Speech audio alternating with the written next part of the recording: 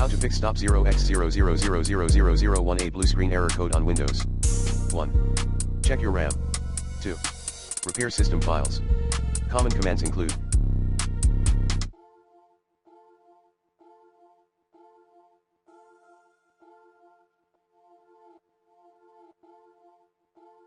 sfc/scanodism/online/cleanupimage/scan healthdism/online/cleanupimage/restore health 3. Clear any existed potential malware using the recommended avast internet security in this video guide. 4. Uninstall newly installed hardware/software, using the recommended Uninstall Tool Pro in this video guide. Note, you may need to check and fix disk errors. 5.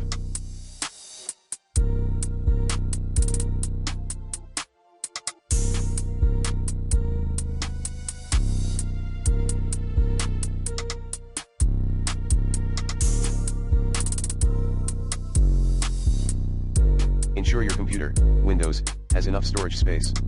Hint, you may need to clean up temporary files and system files. 6. Update all your device drivers using the recommended Avast driver updater in this video guide. 7.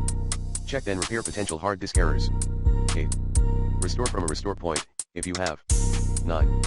Reset or reinstall.